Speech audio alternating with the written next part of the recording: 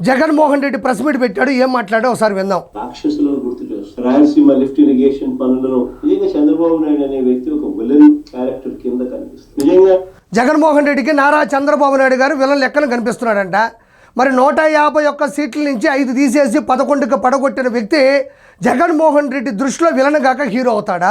కాబట్టి ఈ రోజు అసెంబ్లీకి రావాలనే ధైర్యం లేకుండా పోయింది. యలహంక ప్యాలెస్ లో దాక్కుంటున్నాడు. ప్రతిపక్ష హోదా లేదు రాదు అని చెప్పి చిన్నపిల్లల్లో మారం చేస్తున్నాడు. మరి అలాంటి వ్యక్తికి వెన్నులో వణుకు పుట్టించినటువంటి చంద్రబాబు నాయుడు గారు విలన్లా కనబడకుండా హీరోలా ఎలా కనబడతాడు? బహుశా భారతదేశ చరిత్రలో ఇలాంటి చరిత్రహీనుడు బహుశా ఎవరు ఉండకపోవచ్చు. చరిత్రహీనుడంట.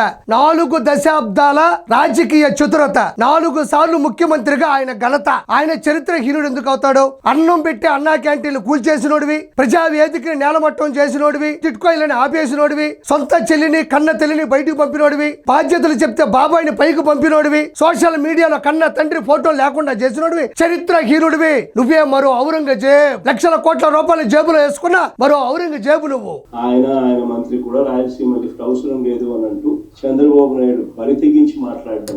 చంద్రబాబు నాయుడు గారు ఎప్పుడైనా బరి తెగించి మాట్లాడారా? చంద్రబాబు నాయుడు గారు నీ కార్యకర్తల్లాగా, నీ శ్రేణుల్లాగా, నీ నాయకుల్లాగా, నీ వర్గం లాగా, నీ మాదిరిలాగా ఆయన ఎప్పుడైనా బరి తెగించి మాట్లాడారా? రెస్పెక్ట్ లేకుండా మాట్లాడాడా? ఆడవాళ్ళని అవమానించేటట్టు మాట్లాడాడా? ఆ శాస్త్రం గాని ఆ అస్త్రం గాని మీకు మాత్రమే సొంతం. రాయలసీమ లిఫ్ట్ ఇరిగేషన్ గురించి మాట్లాడుతున్నావు. 2019 నుంచి 2024 మధ్యలో తమరే ముఖ్యమంత్రిగా ఉన్నారు. మరి ఎందుకు ఆ ప్రాజెక్టులు మొత్తం మీరు ఎందుకు ఫినిష్ చేయలేకపోయినారు? మరి నారా చంద్రబాబు నాయుడు గారు రాయలసీమకి హంద్రినీవా జలాల్ని ఈ రోజు ఏర్పాటు చేశాడు. నువ్వెందుకు చేయలేకపోయినావు? పూర్వం కుప్పంలో ఒక చిన్న కాలువ సెట్టేసి ట్యాంకర్ తో నీళ్లు పోసి టైట్ క్లోజ్ షాట్ లో కెమెరా పెట్టి మొత్తం నీళ్ళంతా ఇచ్చేసాను అని ప్రచారం చేసుకుంది ఎవరు? నువ్వు కదా. అబద్ధాలు చెప్పడం వల్లే కదా మనకి 5 పోయినాయి. స్వలాభం కోసం ప్రజలకు ఎంతటి ద్రోహమైనా కూడా, ఎంతటి మోసమైనా చేయడానికి చంద్రబాబు నాయుడు అనే వ్యక్తి వెనకాడు.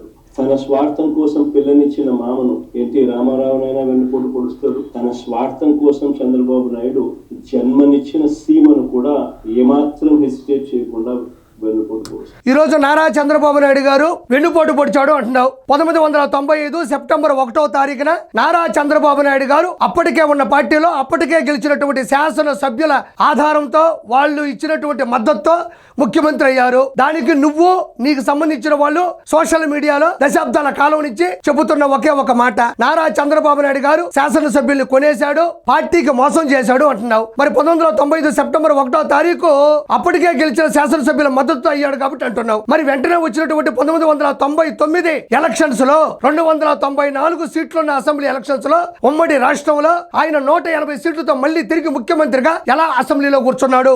పద్ధతి మారలా, పార్టీ మార్చలా, సింబల్ మార్చలా, జెండా మార్చలా, అజెండా మార్చలా. తప్పు చేసిన వాడే అయితే, మోసం చేసిన వాడే అయితే, వెన్నుపోటు పొడిచిన వాడే అయితే, పార్టీ లాక్కున్న వాడే అయితే అప్పటి ప్రజలు, అప్పటి అభిమానులు ఎందుకు వెంటనే వచ్చినటువంటి ఎలక్షన్స్ లో ఆయన ముఖ్యమంత్రిగా కూర్చోబెట్టారు? జరిగింది అతి దారుణం. కారణం ఒకటే దారుణం, అత్యవసర పరిస్థితులు, అనివార్య కారణాలు. చంద్రబాబు నాయుడు పరిస్థితి ఏంటంటే ఓటుకు కోట్ల కేసులు ఆడియో వీడియోలతో అడ్డంగా దొరికిపోయిన చంద్రబాబు నాయుడు గారు నోరు మెదపలేని పరిస్థితి. నిజంగా ఈ ప్రాంతపు రైతన్నులు ఏదో గుడ్డగాల్చి మొహానేస్తే మసిపూసుకుంటారు అనేది ఎప్పటికీ జరగదు. నారా చంద్రబాబు నాయుడు గారు ఎప్పుడూ కూడా శ్వేతపత్రం, అది మచ్చలేనిది, మరక లేనిది. నీ మాదిరిగా 32 అక్రమాస్తుల కేసులో 16 ఏళ్ళు చెప్ప కూడా ఆయన తెల్లా. నీ మాదిరిగా సొంత తల్లి మీద ఏదో మార్కెట్ లోనో ఏదో ఏందదే, నీ మాదిరిగా ఏదో ఆస్తుల్లో పర్సంటేజ్ తగ్గిందని పాలిచ్చిన తల్లిని రోడ్డు మీద పడేలా, పసుపు చీర కట్టుకుందని సొంత చెల్లిని మీద దుర్భాషలు ఆడించలా, బాబాయ్ తండ్రి తర్వాత తండ్రి లాంటి బాబాయిని పైకి పంపించలా. దురదృష్టం ఏమిటంటే మా ప్రభుత్వం రాకపోవడం. ప్రభుత్వం మారిన తర్వాత ఈ ప్రాజెక్టుకు దురదృష్టకరం ఏంటంటేనంట ఈయన ప్రభుత్వం రాకపోవడం అంట. అది అదృష్టం కదా. నువ్వు ఎవరిని వదిలిపెట్టావు? తల్లి, తండ్రి, గురువు, దైవం. తల్లిని రోడ్డు మీద పడేశావు, తండ్రిని సోషల్ మీడియాలో లేకుండా చేశావు, టీచర్లు వైన్ షాపుల ముందు నిలబెట్టావు, దైవం వెంకటేశ్వరం నాశనం చేద్దాం అనుకున్నావు. అందుకని ఈ రోజుకి 5 ఎట్టపోయిందో నీ తెలియట్లే. సిబిఐ నేస్తావా, సిడి నేస్తావా, సిట్ నేస్తావా, ఏదైనా వేసుకో, 5 ఎప్పటికీ నీకు దొరకదు. మళ్ళీ చంద్రగ్రహణం పట్టింది. రహస్య ఒప్పందం చేసుకుని రాష్ట్రానికి చంద్రగ్రహణం పట్టింది కేవలం జగనాసురుని వధించడానికి, రాజకీయాల నుంచి తప్పించడానికి, నీ నుంచి ప్రజల్ని కాపాడడానికి. చంద్రగ్రహణం అనేది చాలా గొప్పది. దాని గురించి ప్రజలు ప్రత్యేకంగా మాట్లాడుకోనక్కర్లేదు. ఒక బకాసురుణ్ణి, ఒక నరకాసురుణ్ణి, ఒక రావణాసురుణ్ణి కలిపి కాంబో చేస్తే అదే నువ్వు, అదే నీ చిక్కటి చిరునవ్వు. రాయలసీమకు తీరని అన్యాయం చేశాడు చంద్రబాబు నాయుడు. కేవలం జగన్ కి ఎక్కడ క్రెడిట్ వస్తుందో జగన్మోహన్ రెడ్డి వేసినటువంటి ఈ జోక్ ని దయచేసి పగలబడి నవ్వండి, దీన్ని షేర్ చేయండి, లైక్ చేయండి, కామెంట్ చేయండి, దీన్ని వైరల్ చేయండి. జగన్మోహన్ రెడ్డి క్రెడిట్ వస్తాదని చెప్పేసి చంద్రబాబు నాయుడు గారు భయపడి ఆయన చేసిన పనులు కొనసాగించట్లేదంట, అసలు పనులే చేయట్లేదంట. మంచి జోక్ వేశాడు. దయచేసి దీన్ని స్టేటస్ గా పెట్టుకోండి. ప్రాజెక్టును కూనీ చేసే కార్యక్రమంలో చంద్రబాబు నాయుడు ఏకంగా కత్తి పెట్టుకొని కూనీ చేశాడు. అయ్యా చంద్రబాబు, నీవు అసలు మనిషివేనాయా? నీకు అసలు ఆయన మనిషి కాదయ్యా, మేం చెప్పేది కూడా అదే. ఆయన మనిషి కాదయ్యా, మనిషి రూపంలో ఉన్న దేవుడు.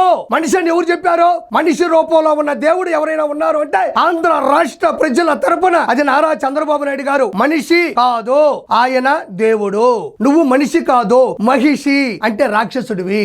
కన్ఫ్యూజన్ క్రియేట్ చేయాలనే ఉద్దేశంతో ఈ పెద్ద మనిషి చంద్రబాబు నాయుడు గారు ప్రజలు ఏడ గమనించారో లేదో, మొన్నేమో ఆర్కే రోజా చంద్రబాబు నాయుడు గారిని గురించి మాట్లాడుతూ గాడు అనింది. మళ్ళీ జగన్మోహన్ రెడ్డి కూడా గాడు అనడం మొదలెట్టాడు. అంటే ఇక్కడ జగన్మోహన్ రెడ్డి గురించి మనం కొంచెం బాధపడాలా, భయపడాల్సిన అవసరం లేదు. అతనికి సంస్కారం లేదు, చదువు లేదు, బాధ్యతలు చెప్పేటువంటి తల్లి దగ్గర లేదు. పోనీలే అన్నయ్య, ఎందుకు ఇలా మాట్లాడుతున్నావు అని చిన్నపాటి సలహాలు ఇచ్చే చెల్లి కూడా లేదు. మనిషి ఎలా తయారవుతాడు? నా అనుకున్న వాళ్ళు, రక్త సంబంధం ఉన్నవాళ్ళు దగ్గర లేకుండా ఉంటే ఎలా తయారవుతారు? ఇలా తయారవుతారు. ఒక ప్రజాస్వామ్యంలో ఒకప్పుడు ముఖ్యమంత్రిగా పనిచేసావు, ఇప్పుడు ప్రతిపక్ష నేతగా ఉన్నావు. నువ్వు ఎలాంటి మాటలు మాట్లాడుతావు అన్నది కూడా నువ్వు కంట్రోల్లో లేవు అంటే నిన్ను డిలీట్ చేసే అవకాశం దగ్గరలోనే ఉందని మరోసారి కోరుతుండా. నువ్వు మా నాయకుడిని పట్టుకుని గాడు అన్నప్పుడు తిరిగి నేను అదే పదాన్ని నీ మీద మాట్లాడడం అనేది నాకు ఎంతసేపు? తనకన్నా ఢిల్లీకి వెళ్ళి పర్మిషన్ తెచ్చుకోవాలా? మాట్లాడుతూ ఉంటే వాళ్ళకి ఎలా మంచి చేయాలి అనే ఆలోచన పుట్టవిన దిక్కుమాలిన అబద్ధాలు, దిక్కుమాలిన మోసాలు. ప్రజల గురించి ఏ రోజు చీకు లేదు, చింత లేదు. చెప్పేటివన్నీ అబద్ధాలు, చేసేటివన్నీ దొంగపలు. నాకిక్కడ జగన్మోహన్ రెడ్డి మాట్లాడుతుంటే ఎదురుగా అద్దం పెట్టుకొని ఆయన గురించి ఆయన మాట్లాడుకుంటున్నాడేమో అనిపించింది. ఈ చివరిలో చెప్పిన మాటలన్నీ కూడా ఆయన గురించి జనాలు మాట్లాడుకునే మాటలు. మరి ఎడ తెలిసాయో తెలియదు కానీ ఎదురుగా అద్దం పెట్టుకొని ఈ మాటలన్నీ తనను తాను చూసుకుంటూ మాట్లాడుకున్నట్టు అనిపిస్తా ఉంది. డ్రామాస్ ప్లే చేసి భావోద్వేగాలను రెచ్చగొట్టి ఇరు ప్రాంతాల ప్రజలకు మధ్య గొడవలు క్రియేట్ చేసే కార్యక్రమం చేస్తా ఉన్నారు. తప్పదు. ఇంకెందుకులే ఇవన్నీ చివరిలో ఎండవలే గానీ అది చితికిపోయిన పార్టీ, చితికి పంపించినటువంటి పార్టీ. ఇంకా జీవితంలో ఆ పార్టీ గెలవదు. కాబట్టి ప్రజలందరూ కూడా అర్థం చేసుకుని ఇలాంటి వ్యక్తులు రానున్న రోజుల్లో డిపాజిట్లు రాకుండా కూడా ఓడించవలసిందిగా మనస్ఫూర్తిగా కోరుకుంటూ నేను మీ కిరా కార్పీని.